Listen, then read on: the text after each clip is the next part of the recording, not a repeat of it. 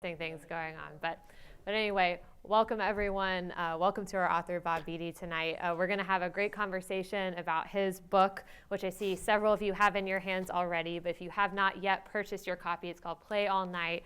It's chock full of new information. It's a really great read. It's a fun read.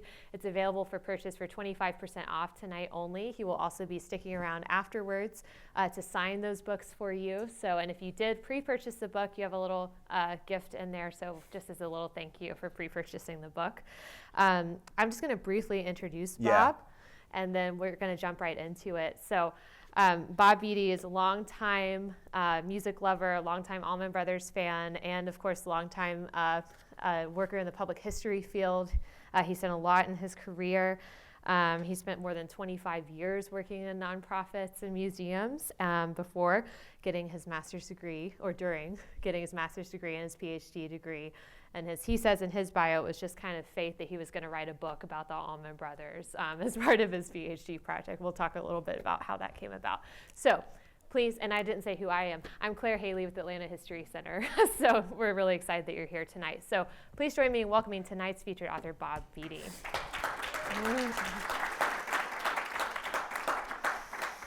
All right, so Bob, let's start off at the beginning here. So you're a longtime Allman Brothers fan. Right. That might be an understatement. Yes. Just a little bit. But there's something that has to happen to go from being a longtime fan of a musical group to committing years of your life to writing a very detailed, research-oriented book about them.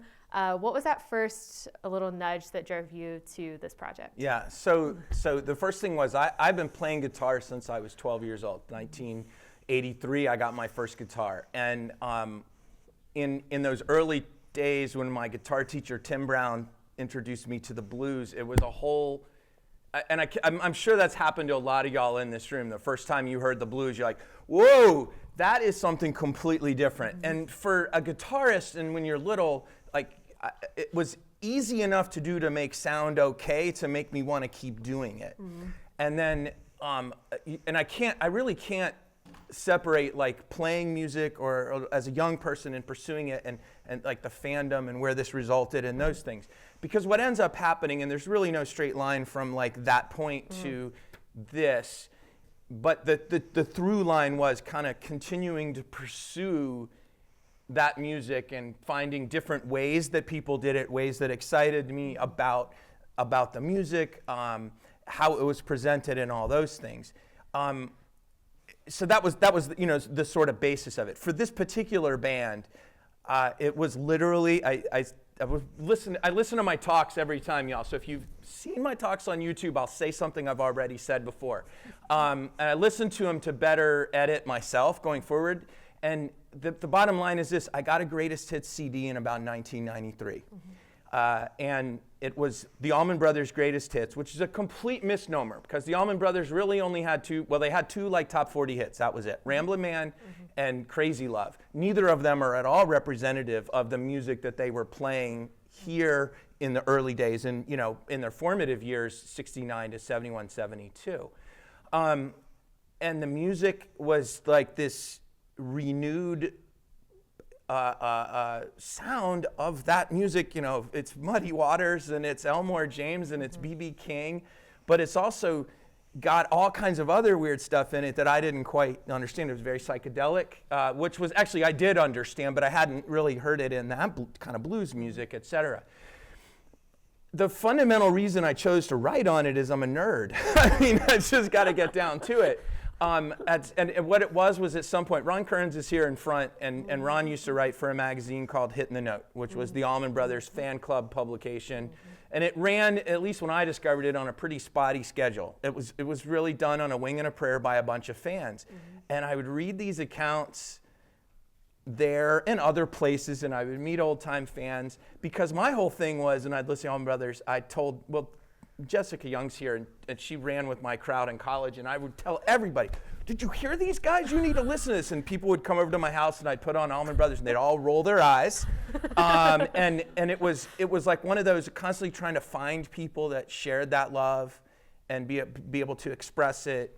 And I was like, well, maybe I can do something like this. I didn't ever think I would do it like through school or anything. That's just, you and I come from the same world. I got out of college and was working in museums pretty quickly out of college. It took a couple years to get there. And that's where I really learned how to tell stories, how we tell stories. And I was like, okay, maybe I could put this together into a book.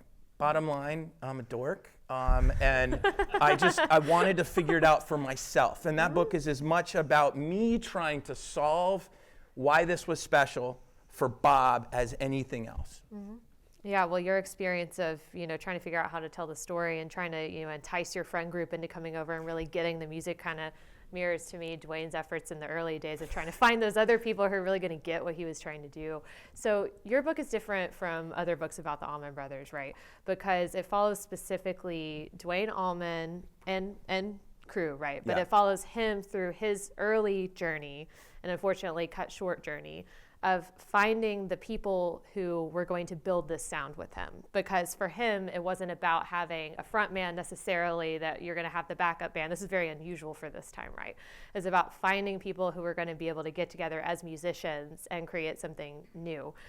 So when you knew that you wanted to write about the Allman Brothers, right? But what drove you to that specific narrative thread, starting with him? So for those of us who are Allman Brother fans, and Duane Allman remains that standard that's in our minds. And I'll say that for those of us who, I was like 10 months old when he died, 9 months old. I was 9 months old when he died.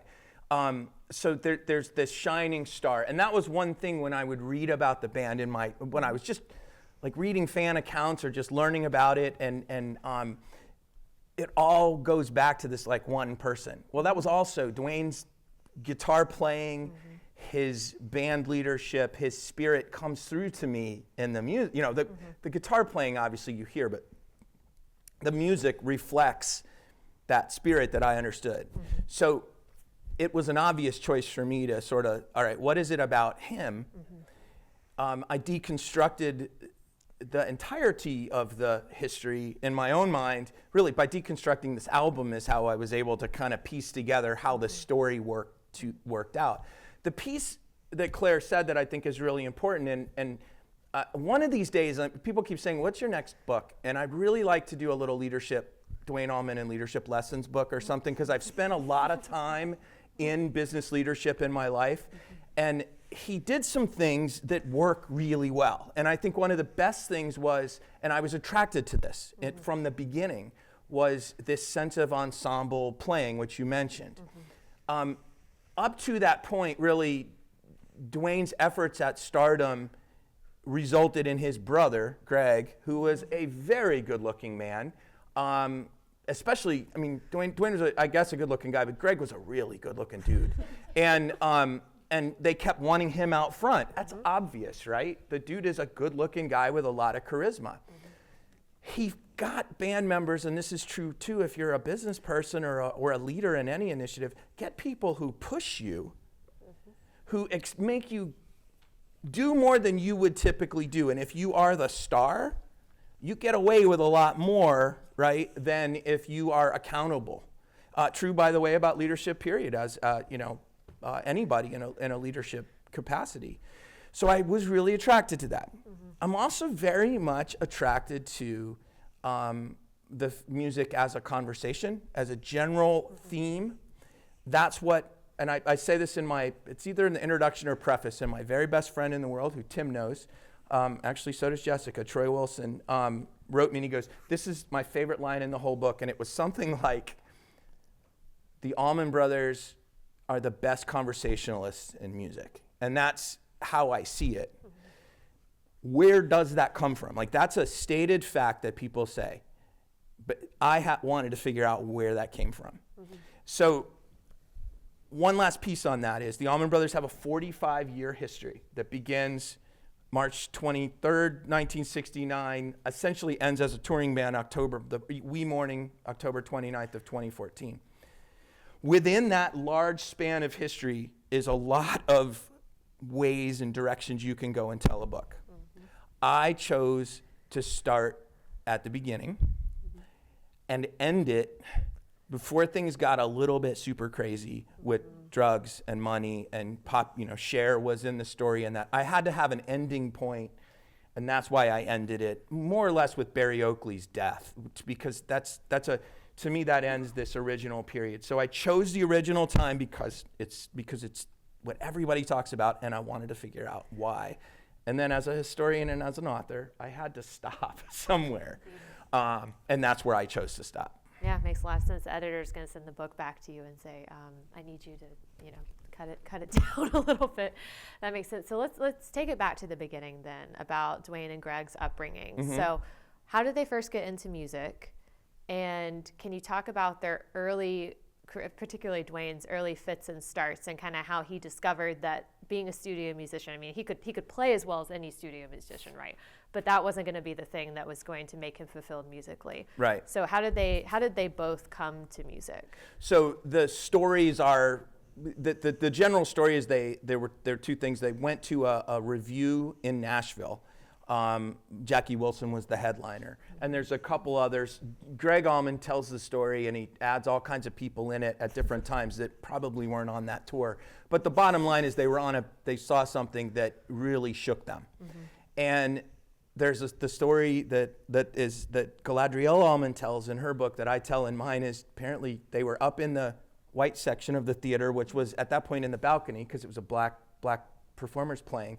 And Duane was like just mesmerized, and he turns to Greg and says, "Little brother, we got to get into this." They go home, and around the same time, Greg starts playing guitar. Somebody that's in their grandparents' neighborhood in Nashville. Eventually, they both start playing guitars in Daytona Beach, and they're all throughout Florida. They tour kind of regionally through Florida, 64, 65, and then when Greg graduates high school in 65, they take to the road as the Allman Joys at that point. And I'll say, that was a big step. That was musicians, when I was looking at them, as the musicians drop off, as he forms his bands, it at one point, okay, we're going to the road, a bunch of Daytona Beach musicians stay back. Then they're touring as the Allman Joys. They go to Nashville to record some demos for Buddy Killen, who actually played on much of George Jones' stuff. He was a Nashville A-team session musician. Buddy Killen rejects these demos as Allman Joys, and they're really, I'm compressing a big time story, but they're really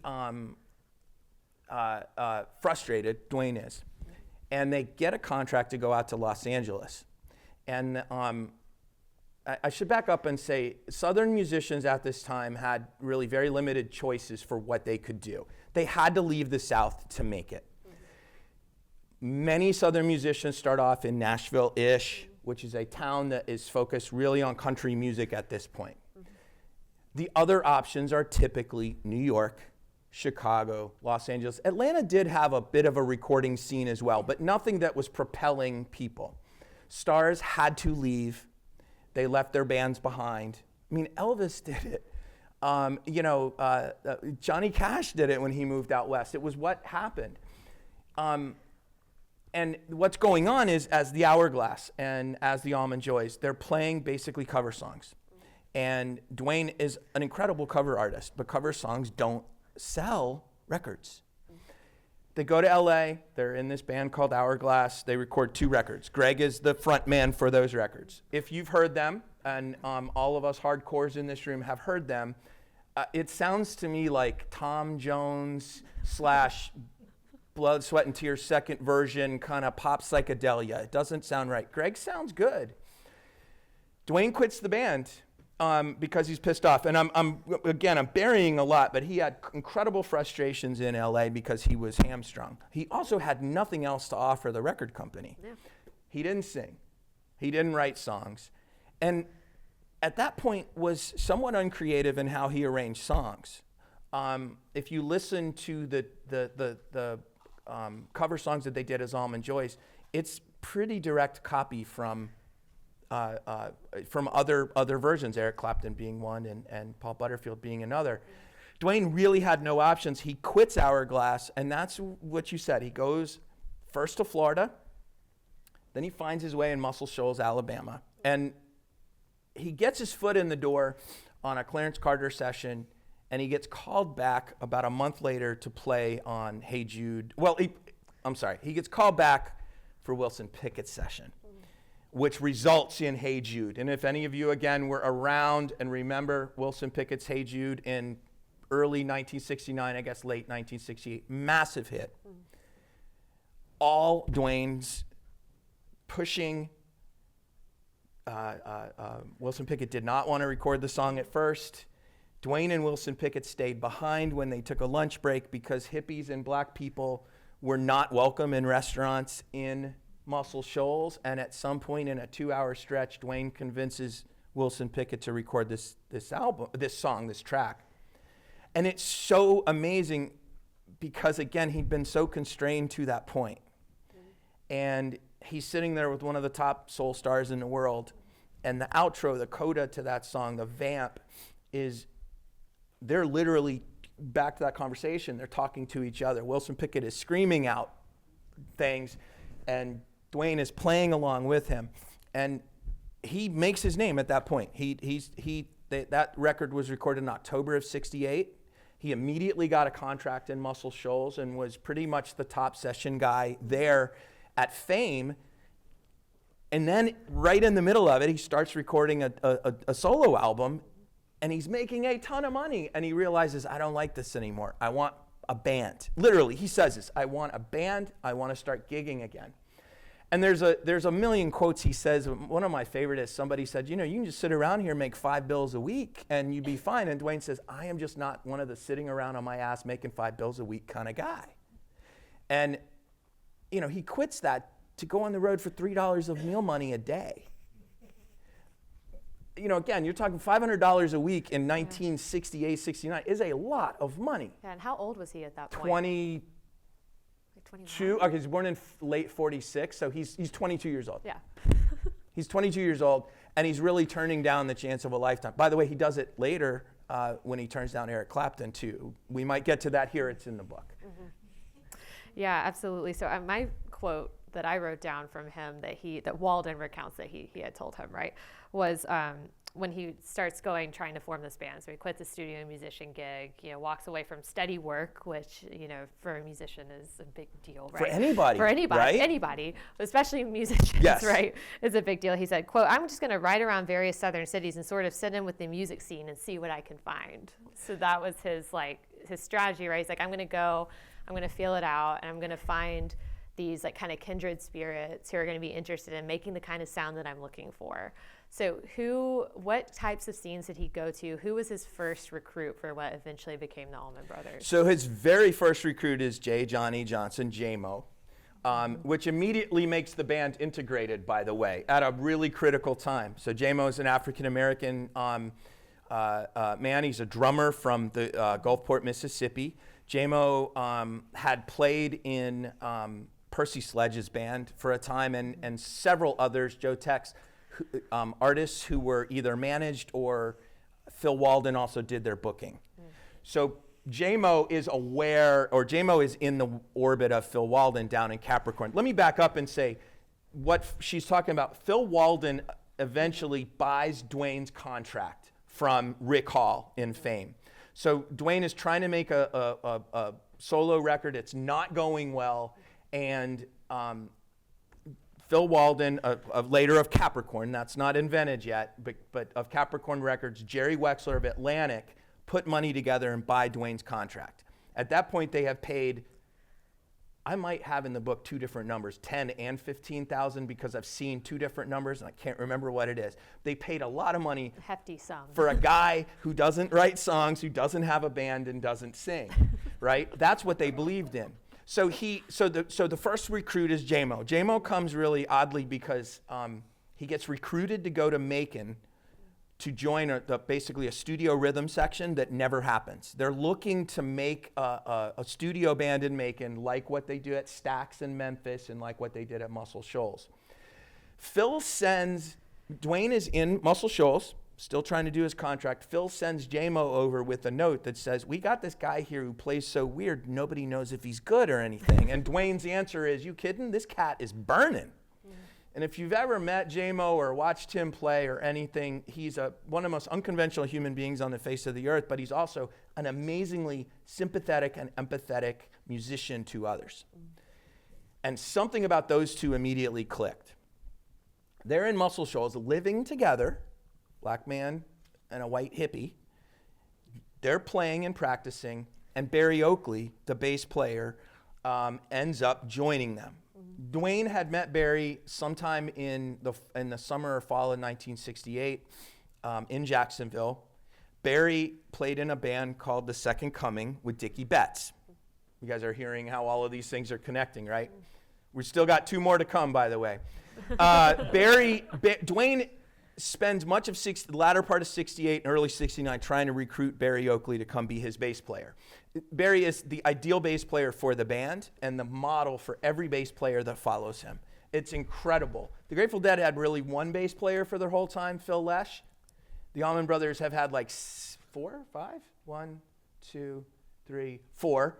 And the 3 following ones all Alan Woody, all play almost, the ones that work best sound best like Barry Oakley, Barry doesn't want to leave without Dickie. Dickie and Duane start playing it together with Barry in Jacksonville. Duane brings J-Mo to Jacksonville when he quits Muscle Shoals. So I guess it's less southern cities at this stage than it is, I gotta go down to Florida and find these dudes. And they were all, with the exception of Greg, in Jacksonville. Because the 5th member of the band at this point, drummer Butch Trucks, goes back to 1966 or so with Duane and Greg touring Florida. And in that same fall of 68, when Duane quits Hourglass,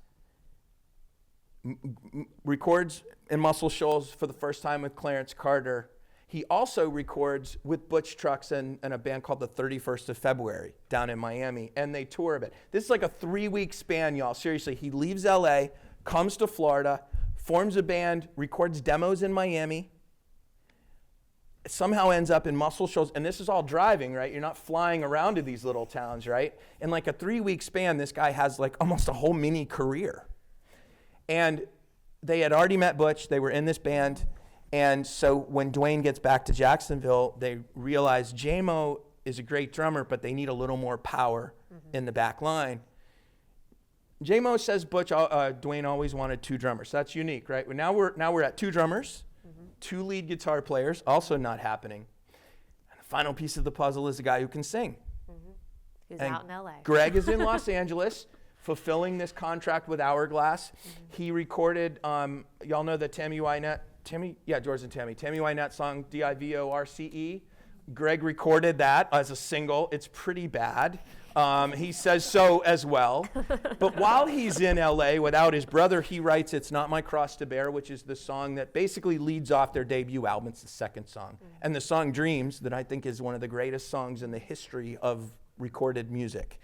Duane calls him after those 5 have their first jam in a little house in the Riverside neighborhood of Jacksonville called the Gray House. There's a historical marker there now. And he calls up Greg and says, look, these guys are good. Really not doing a lot of singing, or their singing's okay, their writing's okay. And the comment is, I want you to come here and send it somewhere. Greg tells multiple stories about how he got home, including that he hitchhiked home. Kim Payne, one of the roadies, said, no, I drove him to the airport.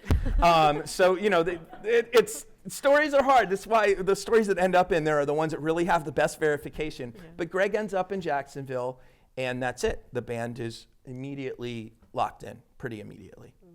And that was it. Duane was looking for that combination of pickers. Greg was always going to be his singer. J-Mo has said that from the beginning, but the 2 were not getting along at that time, so they were pushing Duane to call Greg.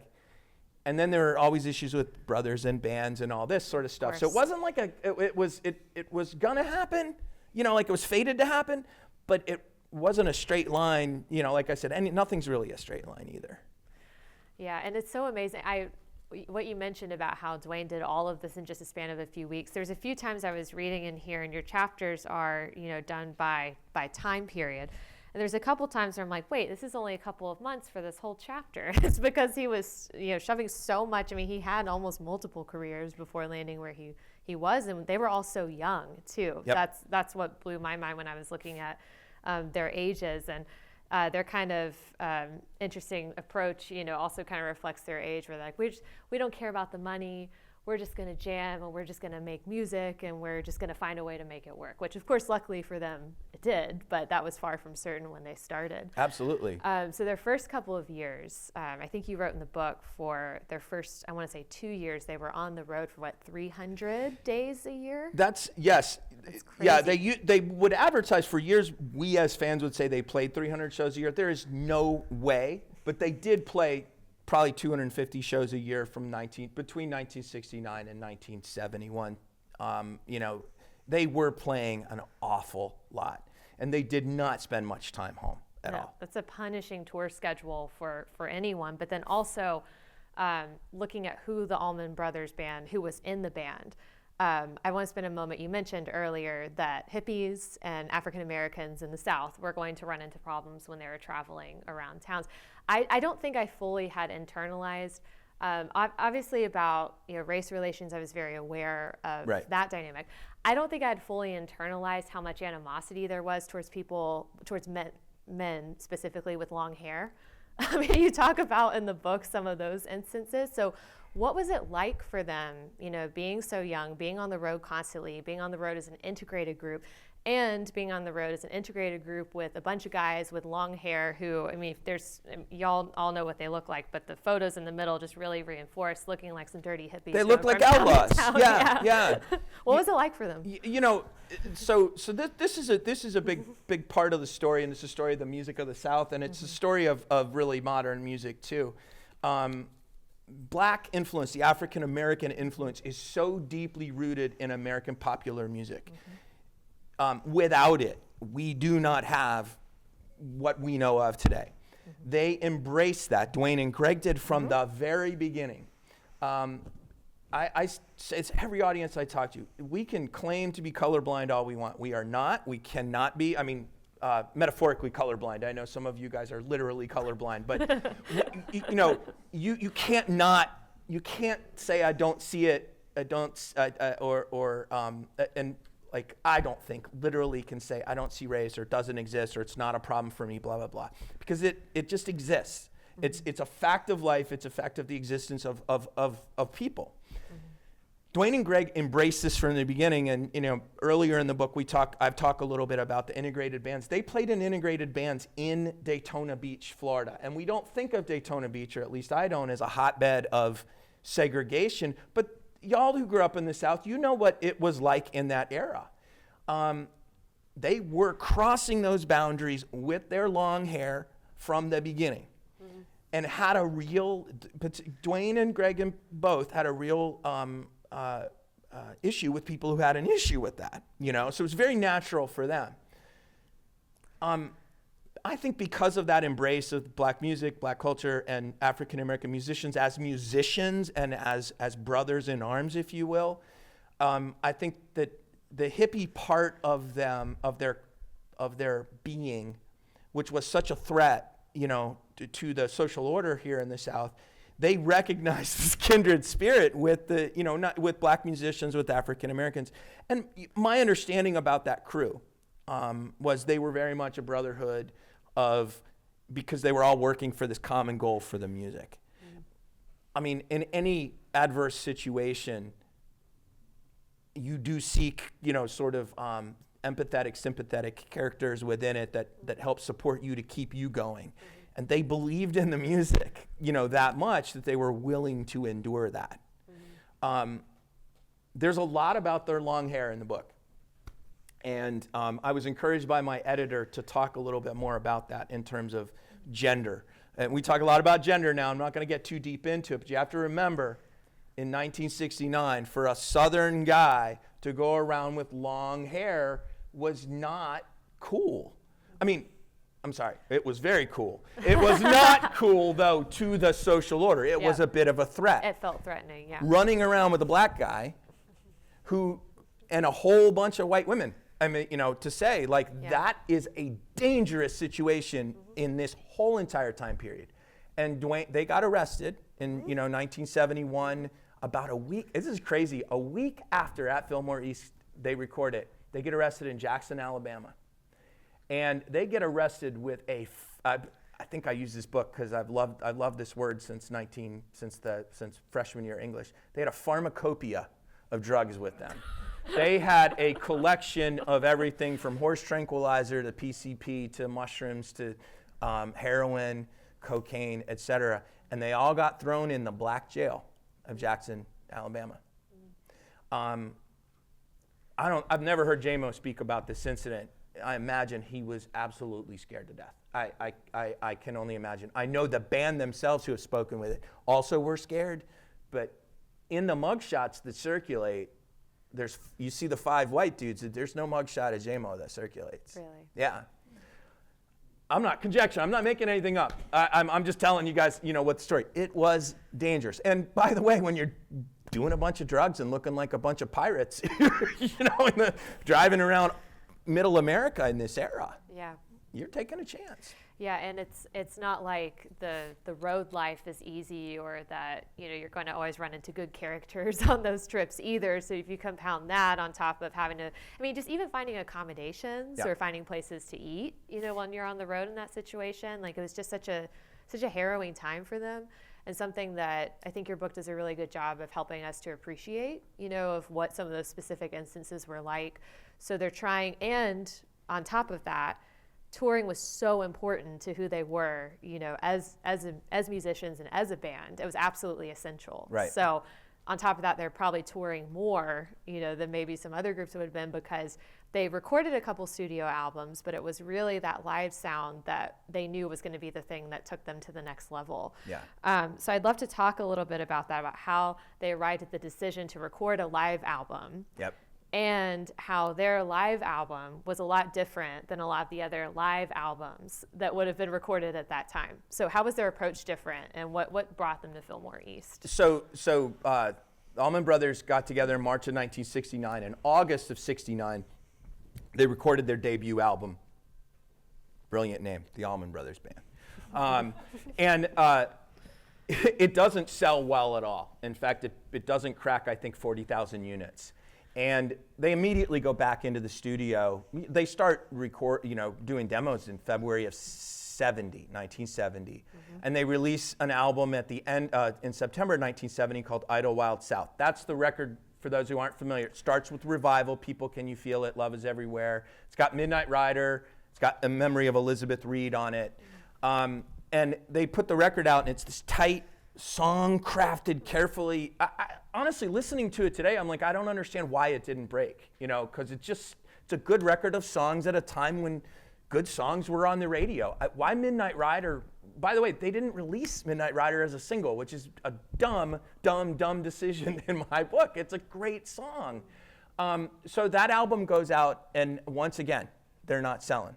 Now they're hundreds of thousands of dollars of debt to Phil Walden, who has kept them on their road, and Jerry Wexler, who's Phil's partner at Atlantic.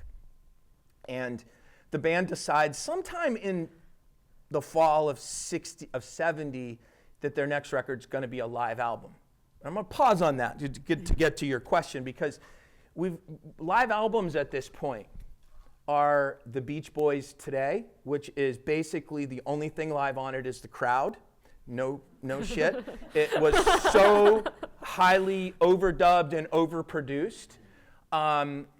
Or you had something like Ray Charles Live at Newport, where they just recorded a great set and put it out. Johnny Cash reinvented himself with his records at Folsom Prison and San Quentin. So some artists are reinventing themselves, but these are artists who, Ray Charles, Johnny Cash, people know who these people are. Right, they're established. Yeah. It's an add-on to their catalog. Yes, yeah. And that's how it's either an add-on to their catalog, like the Beach Boys, or it's it's like a deep cut, or here's a bonus for you. And in Cash's case, it did set him in a different category. So the Allman Brothers decide we have to do this. Now here's why. and I'll tell you, you can listen to A Memory of Elizabeth Reed on Idlewild South, and you can listen to it on At Fillmore East. I'm going to ignore, by the way, all of the great concert versions that go out there. I can talk about all of them with you, but I'm just going to talk about the recorded output, because that's how we got music. If you didn't see them live, you were listening to their records. That was it. You listen just the energy level of the soloists and the band. It's completely different. And that's because they recognized that being in front of an audience ups their game, because they're there for the audience gives it's a cycle. So they have to do this. What's interesting to me, and I'm about to write a full Substack. I have a Substack newsletter, Long Live the ABB, that I would love for you to subscribe to. Maybe drop me a paid subscription to help me keep doing this sort of stuff. But I'm going to talk a little bit about this because it's not mixed like a concert. Case in point, at that time, the Rolling Stones put out Get Your Ya-Ya's Out. Who knows that album, Get Your Ya-Ya's Out? Please raise your hand high. Freaking incredible record, right?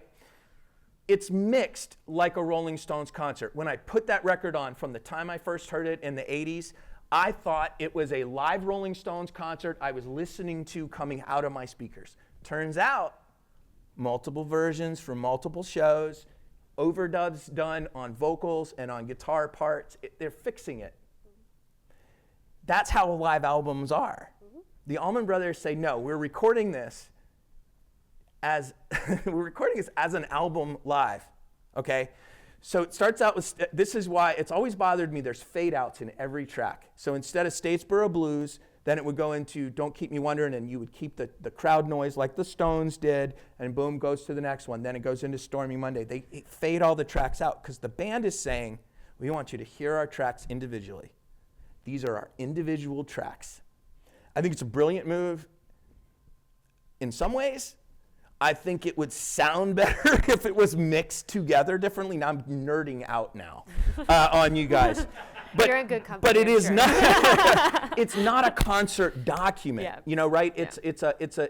It's their third album recorded live, and that it's a distinction I'm going to spend some time writing through and explaining a little bit better because. But the thing is, they needed that. The other part I was going to say is pretty clear that if this album didn't break, the band was over. They were hundreds of thousands of dollars into debt with the record company at that point, and were not breaking through after 3 records. That's it. So, you know, to me, when it's all on the line and a group says we're going to do it this way, that's just ballsy. And they pulled it off because that album has no overdubs. I want you guys to, and even you hardcores, I didn't know this. Not a single overdub on that album. The 2 things that have changed from original performance. In Stormy Monday, right in the middle of it, is a harmonica solo that got cut to make it fit on the record. You Don't Love Me is 2 different versions patched together right when Duane passes, right at the decrescendo. Duane stops and Dickie picks it up and the band takes off. So they basically split the song perfectly. Yeah. So it's like, it's a very carefully curated document. It's not, and today, like, all bands just throw out their live stuff and it's just whatever you get. This wasn't that, you know? And I think I had to think about this record that way too. Not what it wasn't, but what it actually was and what it represented. So the decision was important. There's talk that they were gonna maybe record at the Warehouse in New Orleans on New Year's Eve, 1970, and there's a bootleg tape that circulates from that show. I kind of wish they had recorded it because it's really good. It doesn't sound great. But they eventually settle on, doing it at Fillmore East, the biggest stage in rock at that point. And they had spent a lot of time there over the course of the years, but this was a big one for them. Yeah, and it was over several nights. Yes. They did several iterations of the concert and selected from there the best versions of what they had. And I want you to talk a little bit about some of those bootlegged recordings that exist, because I think, me being very much coming of age in the 21st century, right, I don't fully appreciate the fact that you couldn't just pull out your phone and record whatever at the concert. So what are some of those recordings that exist, and what did you find in your research when you were putting this together? Did you have a favorite one, like a hidden gem? So no hidden gems necessarily. I had started I actually just wrote a Substack on this, Syria Mosque, January 17th, 1971, was one of the first bootleg recordings I got. I think it was best I could tell, it was originally broadcast on FM. Okay. In 1970, there's a whole bunch of cool tapes from the summer of 1970 that include, by the way, the Atlanta Pop Festival. I just wanted you guys to know I'm rocking local swag here today. Yes. They released that as an album. There's two of my favorites are 7/9 and 7/10 1970 from SUNY Stony Brook. So they played a lot of college campuses. That was a big place for bands. And by the way, it was a huge part of the culture in the times because colleges, particularly public colleges, were really doing well. This was part of the boom, the economic boom and the baby boom. And so there were fees coming in, and a lot of bands like the Allman Brothers got their start because colleges needed entertainment and were looking for it. And then the college club, the AV club, would record shows sometimes, and that's what happened at SUNY Stony Brook. So we have back-to-back shows. One of them is a private concert, maybe in front of like 100 people, because they'd gotten there early. And then my all-time favorite is 9/16/71 from the Warehouse. So it's one of the only full shows, like full 2.5, 3 hour shows we have from 1971. Mm-hmm. Most of the shows are usually 80 minutes, 90 minutes from, it's basically the same set as At Fillmore East, but this is like a super long one, and it's about, 6 weeks before Duane died? It's just, I've listened to that show more times over the years. I can sing every note, and it's not even all that clear a sounding tape necessarily, but things still creep up sometimes. There's very little video of the Allman Brothers in this era, so but I didn't uncover a heck of a lot of audio stuff. I just listened to crap out of what was there, and I did a lot, just to get a sense of how things changed. And probably I'll say my favorite Fillmore East is the Ludlow Garage. They released the show from Ludlow Garage in April 1970. Mm-hmm. And to me, it's like Fillmore East 1.0. You can hear a band in development, and I really love it. That's what I listened to the most as I finished my first draft, actually, because I was trying to get a sense of, like I said, I'm a nerd like that, so to get a sense of where they were in each era, and as I was writing about it, and how did the music sound. Well, they would iterate on the road, so getting to hear, how those things came into motion, I'm sure was just really helpful to you as a historian and a writer. It's a lot of fun too, right? Yeah. That's the fun part. Yeah. So I want to make sure that we have time to get to y'all's questions. So I'm going to ask one more question, and then we will move to that. So if you do have a question, my colleague Bo in the back is going to bring you a mic. That just makes sure that we're able to get your question on the recording. So just raise your hand and he'll come on over to you. So if anyone wants to go ahead and put your hand up so we can get started right away. But I hate to end on this note, but we kind of have to at the end of the book. But you mentioned, that last concert, or that concert that you listened to from New Orleans, was only a couple of weeks before Duane's death. And not only did the band lose Duane Allman, and he was only 24? They lost Duane Allman almost exactly 1 year later, almost exactly in the same place, in the same way, a motorcycle accident. They lose Barry Oakley. And the fact that they're back on the road and they managed to keep going, I think there's a quote you have from Greg that says, when he listened to them, he's like, wait, we still sound like the Allman Brothers Band. Losing Duane, or losing your main guitar player and kind of the heart and soul of the group, would be enough to break up a lot of groups, right? Understandably, I can't imagine, especially because they were all so close and lived together and had that connection. What did you find got them back on the road? Like, what was it that kind of helped them overcome that? And then after losing Barry Oakley as well. Yeah, so Duane dies in a motorcycle accident October 29th, 1971. They had just found out At Fillmore East went gold. Mm-hmm. Gold being 500,000 copies sold. So in about 6 weeks, it sold 500,000 copies. A band that had barely topped 100,000, maybe 150 to that point, with 2 records, right? Mm-hmm. And it is an absolute tragic loss. And I didn't have my first like super tragic loss like that until I was in my 40s, you know. And I know how hard it was to get up and deal with life at that point, right? Just normal stuff. Mm-hmm. I can't fathom, you know, what they went through and how they did it. It is part of what I find this story so remarkable, because it really is. It's like this guy forms a band, Duane forms a band, it on these ideals and these concepts and the way that they play and the way that they're going to interact with each other and the world. He dies, and they say, all right, well, we owe it to him to continue on in this because this music is so great and we're enjoying it.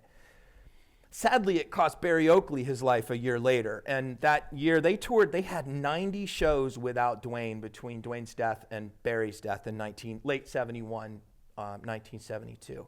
And they come home, and Barry dies in November of 1972 in a very similar motorcycle accident. Barry really apparently never recovered from Duane's death. They played at Duane's funeral. I've got a picture of that at the end of the book, or at the end of my pictures. I think it's one of the most remarkable things ever, and I've stolen it. Every time somebody in my family dies, I grab a guitar, or my brother and I, when he was still alive, and play music for them. Why did they do it? I don't think they had any other option in their minds. They were very young. They were very stoned, almost comatose stoned, you know, and they were musicians with a cause, you know. I will say though, you know, when Barry died and Linda Oakley moves out of the big house in she gets evicted, January 73, that early era, all those, you know, that good feeling, that all for one, one for all, it changes. They become, at Fillmore East, one of the biggest bands in the land. They release Eat a Peach. They continue that ascent. And then, listen, 71, at Fillmore East. It's summer of 71. February of 72, Eat a Peach. And October of 73, Brothers and Sisters. And that's a number one album with a number 2 hit on it, Ramblin' Man. Wow. By that point, they're, you know, Barry's dead, but they're so stratospherically successful, there's probably no other way to look, you know? Yeah. So, you know, I think it's a combination, but I do think legitimately they wanted to honor Duane, and I think that spirit continued on more or less through their entire history. It was a way to honor this music that they had been given and brought together. Yeah. And you know, that's probably a little bit sappy, but I think ultimately it comes down to that. Yeah. It's also how they made their living, but I'm not cynical. Yeah. Not well, really. You can have enlightened self-interest. Yes. Please join me in thanking Bob Beatty. And we will move to your questions now. So we got one in the back and then one up front. Mm-hmm. He's coming. Yeah. Hey, thank you so much. Band with a Cause.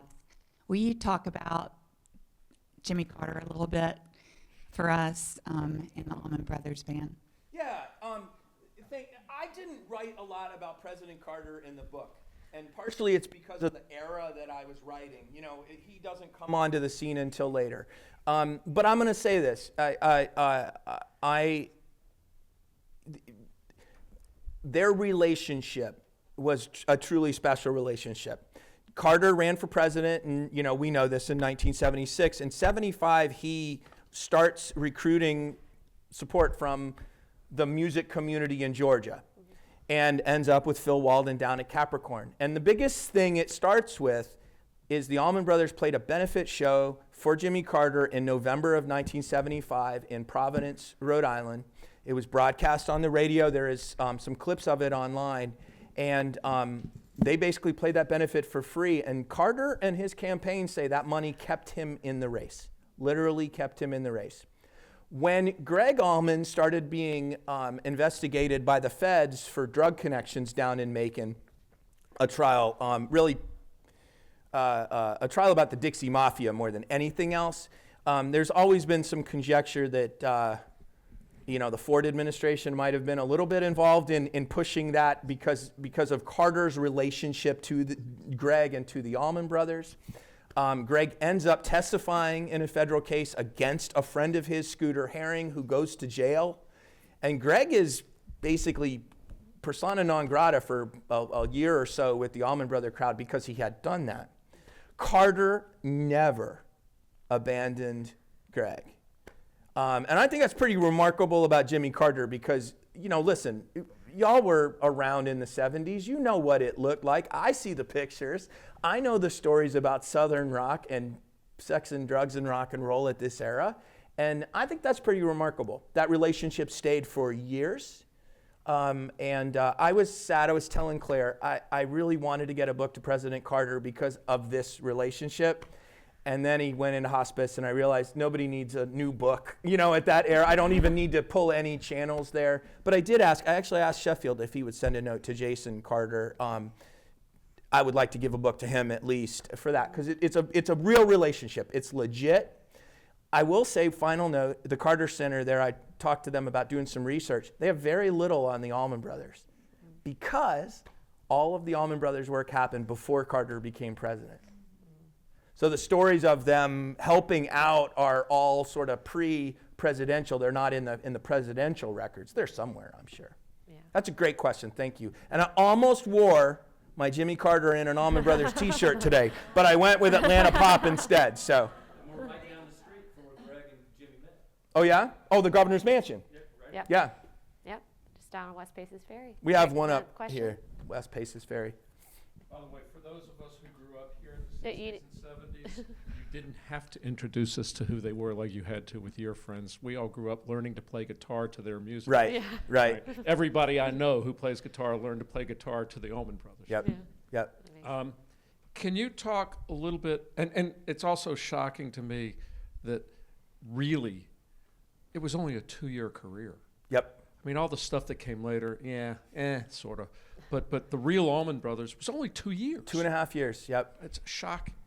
Can you talk about the music a little bit more? And can you also talk about the Eric Clapton connection? So I could say a lot about the music. Do you have a specific direction you're thinking about? And I'll... Just the a little bit more about the development of the music. Okay. Because it was really, what they did, Clapton was playing blues, but what they did was taking that music and doing something. They went sideways different with it. Yeah, right. okay, And okay. but also talk about the Clapton connection, because Yep. he played on Layla and some other stuff. So we'll start. I'll start with Clapton and sort of work my way out there, because Eric Clapton is the guitarist of that era. That's where I got my start. The first time blues was the Blues Breakers and Cream. That was what I was trying to sort of emulate at the beginning. So were the Almond Joys. So was Duane. The first song, one of the first songs that they record that gets released as a single is a version of Crossroads that they do as the Almond Joys, and it gets released in the summer of '66, flops, and it's a direct cover of not the Cream version of Crossroads. It's actually the Eric Clapton and the Powerhouse. It's this little, it was an Elektra Records sampler that they pulled the arrangement from. Also on that album was Paul Butterfield Blues Band doing Spoonful, the exact version the Allman Brothers did also in the summer of '66. So Eric Clapton is the model. He's the guy you're looking toward. Eric Clapton, when you listen, plays pretty traditional blues, except in Cream. Now Cream took the blues form and really expanded it because they had the right musicians and the right chops. And that does inspire. Cream greatly inspires the Allman Brothers Band because they were experimental and improvisational. Where the Allman Brothers, I think, really bring a difference to what you're talking about. You could listen to, for example, Muddy Waters' version of Trouble No More versus on the Allman Brothers debut album. They add something to the sound that is familiar to those listeners who we like the blues, but it's altogether different. And it's hard to explain what that is, right? But it's when Duane put the Allman Brothers Band together, he had better arrangers around him. I think Barry Oakley and Dickie Betts in particular were probably the best arrangers in that era. Hoochie Coochie Man, Muddy Waters versus Allman Brothers Hoochie Coochie Man is another example there. But you can't, as we're describing all of this, you can't really say where does In Memory of Elizabeth Reed come from. For those of y'all who don't know, it's an instrumental with multiple passages. It's jazz. It's got a huge influence of classical music in it, and it's blues, chord changes. It's psychedelic, which the best I can say is the 1960s rock version of jazz, if you will, rock musicians trying to play jazz, not always all that well. But it's vastly different. And if you look at their songcraft from album 1 to album 2, Fillmore East, and then to Eat a Peach. By Eat a Peach, they're really writing completely original stuff. Melissa, Ain't Wasting Time No More, Stand Back, Blue Sky, Little Martha. I mean, those are the songs that those are the songs that stick around as songs. Back to Clapton real quick. I don't know if I got that. You'll find it, you have the book, right? You'll find I did my best to really break that down and explain it because it was important to me. The music is why I'm here, not anything else, right? I'm not interested in the salacious part of fame. I just like music, you know? Eric Clapton. So Duane, in the summer of, late summer 1970, Eric Clapton sees the Allman Brothers in Miami while he's in Miami to record Layla. He's at Criteria Studios. Super long story short, Duane ends up on the sessions and records a majority of that album with Derek and the Dominoes, Layla. For the most part, I'll say unequivocally, Eric Clapton never touched that level ever again. Duane Allman was his perfect foil. Just like Dickie Betts was Duane's perfect foil and Barry Oakley was Duane's perfect foil. And in this particular case, Eric Clapton offered Duane a full-time gig in Derek and the Dominoes. And Duane Allman turned God, Eric Clapton, because Clapton is God, is what they would paint, Yep. or they painted one time in England. He turned him down. And so you know, to me, the Clapton story, I'll say previous books have often talked about Duane's contribution to Layla as this great accomplishment for Duane. And to me, the whole story boils down to Duane told more or less a mentor of his, nah, I'm gonna do my own thing and make $5 a day meal money instead of $5,000 a week, or I used to say $5 a week, so it might have been 500 again. But still, Clapton was there. And then full circle moment, at their 40th anniversary at the Beacon Theater, Eric Clapton played with the Allman Brothers 2 shows or 3? Two shows. I missed them both. But so he came back full circle many years later and paid tribute back to Duane, which was really a cool moment, I think, for all of us. As fans and observers of all of this sort of stuff. Yeah, really cool. Any other questions? Right there. Thank you, Bob. Galadriel's book, Please Be With Me. She was 2 when he died. She lived in his life as best she could by visiting all the sites and being in the moment. I was wondering if you did any of the same. Like, did you Fame Studios? Yes. Did you go live under the pool table, sleep under the pool table like Duane did? Did you spend time at the big house? Did you, Rose Hill Cemetery? What kind of life did you put yourself into to try to feel for? Thank you for that question. I think a lot of people think historians. I don't know how you guys think about how we do that as historians, actually, but I'll tell you, this historian, place is really important to what I do. Partially because I've spent my life in state and local history like this institution. First time I came here was for work. It was like 25 years ago. I was here to borrow some artifacts. So going to these places, I wrote my final draft, like the one that says final in the you guys know, in Muscle Shoals. I rented a little Airbnb in Muscle Shoals in late 2021 and finished the final draft that I turned in. And I went to Fame and I went to Muscle Shoals Sound, and I also went over to Wilson Dam and communed a little bit with drive-by truckers and did that. I spent a lot of time in Macon over the from first time I went was in 1997. There was no fence around Duane, around the Allman, what's now the Allman plot. I have been to the Big House countless times, even before it was a museum, and I did a lot of research in there too early on. yeah, I've spent a lot of time. I've been to Van Avenue, where in 100 Van Avenue in Daytona Beach, where Duane and Greg grew up. Is Mama A still lived there till the day she died, so I've been by there. And I'll stop by places all the time because all of that is important to me. It helped. I don't know that it makes me feel like I'm a part of it. I don't know, or at least I'm soaking it in. Rose Hill Cemetery in Macon is probably one of the most beautiful places in this state when they mow it. And they've gotten back to it since the pandemic, but they had for a little while forgotten it some. And the last thing I'll say is Galadriel's book, Please Be With Me, Duane's daughter. If you like this story and you have not read that book, stop right now, read it before you read mine. It is so good. And it was what he just said. She was 2 when he died, and this was her attempt to get to know her father by writing a book about him. And I can't think of a more noble cause in the history of causes. Well, true love, I guess, if you've watched Princess Bride. But other than that, I think this is a pretty noble cause. So I would commend you guys, commend that book for y'all. Great question. Wonderful. Any other questions? Going once. I have a question. Oh. It's a yes or no question. What? Go ahead, I'll repeat it. Yeah, I'll repeat it. Was the song Free Bird, was it originally a tribute to Duane? He's asking if the song Free Bird was originally a tribute to Duane.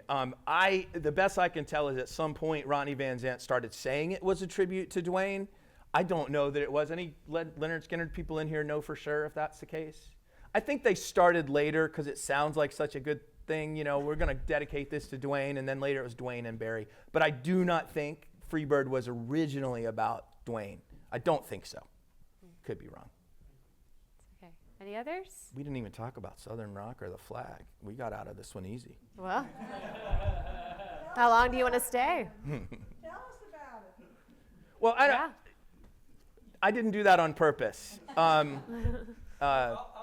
the question a different way. So we don't think of the Allman Brothers, we think of them as so blues-based, but I still think of Dickie Betts as also having a real country southern sort of piece. to Yeah. it, Which is, in my mind, always been a little inconsistent with what they were when Allman was alive. Will you talk about that a little bit? Yeah, so what he's talking about is the sort of difference between the sound of the Allman Brothers Band when Duane was in the band and afterwards. I can't believe I opened this can of worms either, and I know some people are probably fixing to want to go. Here's how I say it, right? The Southern rock sound that we know about, right? I'm going to say Leonard Skinner. Think Sweet Home Alabama. Think Ramblin' Man, frankly, for that matter.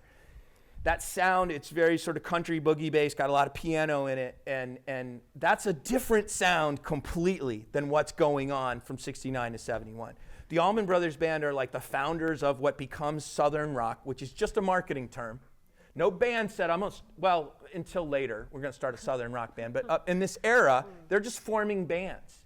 Genre isn't a super important thing to artists, or at least to these artists, Southern artists. It was like music and what's going to sell.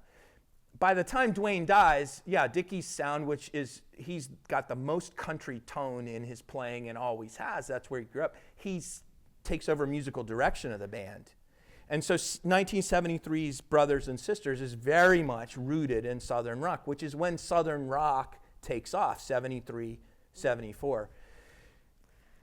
Fans don't like that. Allman Brothers fans do not like the Allman Brothers being lumped into Southern rock.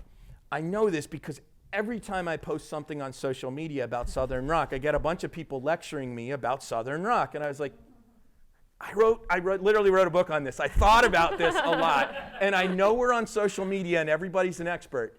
And I try not to be snarky, but the fact of the matter is the Allman Brothers were both originators and participants in Southern rock. But there's something completely different, and everybody says that and everybody knows that. And I think it's because it's their psychedelic sound. They're just such different animal as a musical organism than their peers, which is a little more simpler. But they made a conscious decision to stay in the South, right, too. So that was really important to their identity. Thank you for that, because we didn't talk a lot about that, but the South is so vital to this story. Yeah, they were trying to be forced to go to LA or somewhere else. Yeah. It's like, you can't make it if you don't go. And they said, The South was really, really, really important to them. And so to me, it's a distinction today that doesn't really matter. It's one reason why I don't even engage it, because it's like, we're the Allman Brothers Southern Rock. Ask 10 people in the know, like people pay attention to music that aren't super Allman Brother people, and 9 of them are going to say absolutely yes. So what does it matter? And what do we call them today or the other? They're different. Well, I think of them as 2 bands. And actually, I would say I'd probably think of them about 4 different bands, really, as you get through, because each time they would change, they would have a different sort of but yes, there's a split there. And from 73 to about 1990, Seven Turns album, they're very Southern rock in sound. Very fits with that whole genre, of music. And since you brought it up, I'm going to ask it. I think it's so interesting because we talked about earlier how they're an integrated band, and yes, they fall into the Southern rock category, but they're very different than a lot of their peers. But they do use the Confederate flag in their branding. Yep. So I know you weren't able to get into it a whole lot in the book, so now's a great time. Can you talk about what that symbol, why that appealed to, why it was used in that way? And then it's very interesting, too, if you look at how the band talked about it as the years went on. Right. What they said about it later. Yeah. So, again, those of y'all who grew up in the South in this era, and I grew up in the South in the 70s and 80s, so I'm not that far behind it. The Georgia flag was half of the rebel battle flag for much of my life, when the Allman Brothers are here in town as well. It's a ubiquitous symbol. And the best I can say is the marketing, and I'm going to guess the marketing comes out of New York. I'm just going to guess, because by this point, they're starting to use marketing agencies. It's not just this. And what would this point be for the Allman Brothers? 73, 74, when Southern rock starts coming. Somehow, somebody decides that it's a good idea to attach that rebel flag to these bands. And I'm going to be honest with you. It's not the white supremacist symbol usage. They're not saying we're going to do it because of that. What they're saying, they're taking a symbol that really has represented that and saying, well, it really just means rebellion.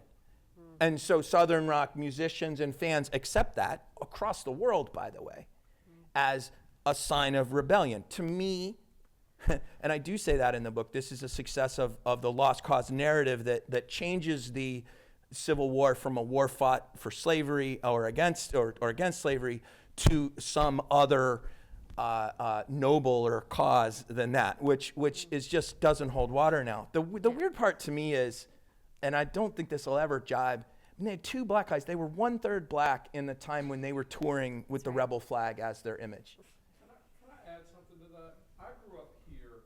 I went to college in New England in the 70s. And the meaning of that St. James Cross and that flag was different then. And it's not the 50s, it was the 70s. I mean, I flew a state of Georgia flag in my dorm room in Providence, Rhode Island, as a way of reminding the Northerners, that I was Southern. It was a Southern thing, not a racial thing. It was a racial thing in the 50s, and it became a racial thing in the 90s when I, fought very hard to try and get the flag changed and was part of an organization that worked on that. But at that time in the 70s, Southerners in New England were very looked down on, and it was just it was a regional pride thing. And I'm embarrassed by it now under today's mores, but at the time, it was a different thing. Yeah, and I'll say yes, and I will say you cannot, and I've studied this really hard, so I just want to say, I've spent a lot of time thinking about this. I don't think you can ever remove the meaning from the 50s, the 70s, or whatever. Yeah. Ultimately, but you are correct in that the use of the flag, and this is why I say it's, the Lost Cause taught us Southerners that the war was something way more noble than protecting slavery. And I'm in Atlanta, and I understand some people will disagree, but when you look at the secession documents, it tells you what secession was about, and it was about slavery, and there's no argument about that, okay? We may try to change that over time. Memories change, but what Southern elites did, and this is how that flag ended up at half the flag in Georgia, is, and this was my own family as well, that the flag becomes much more benign, representing Southern pride and Southern goodness, and trying to remove it from what it means. You are correct. And that's why I think, like Chuck Lavelle says in Alan Paul's upcoming book, how embarrassed they were by the use of the flag, like you say, but it didn't occur to them then. Because we were brought up, including me, who went to school in the 70s and 80s, brought up was that it was a regional pride, that the South was right in some way, and all of us gravitated to that, because you are correct as well. The other thing that the South was very looked down upon in this era, and that's part of the reason they kept wanting to move the band out of the South, was because nothing's going to emerge from the South. As late as the 90s, when Scott Freeman is shopping his book called Midnight Riders, publishing houses say, nobody down there reads. They're talking about us, by the way. I mean, in all honesty. Yeah. They just assumed we weren't smart. And the Allman Brothers, I will say, and we'll sort of put a pin in this one because we could talk about this forever, but the Allman Brothers were very vital in helping the South be seen in a different way. Category leaders in that regard. There we go. It took me a little while to weave one in there, Cliff, but I got one in there. I got category leaders in there. Well, this has been such a wonderful conversation. If you enjoyed tonight's conversation, there's so much that we were not able to even touch tonight. I'm going to put in another plug that you should go and purchase the book. Bob will be outside signing your books afterwards. If you want to stop by and chat or stop by to get your book signed, or if you have a friend that also needs a book, you can get it here tonight. Yeah, please as well. buy 2 copies and give one away. Exactly. And those of you guys who bought books ahead of time, there are 2 guitar picks for my Long Live the ABB, which is my social media account and stuff. Please keep one for yourself and give one away, or give them both away. It's like a calling card for me, a little bit of swag for y'all. So yeah, awesome. But I just want to say thank you to everyone thanks, in the everybody. audience. Thank you to Bob for Hey, give it up for Claire. She kicked butt. And then I also wanted to say one more thank you to the Georgia Humanities Council, who helped us put on this event tonight. So if you enjoyed tonight's event, we have a whole lineup coming up. We hope to see you back. If not, we will meet you out in the lobby for the signing. Thanks, everyone. I've had the book for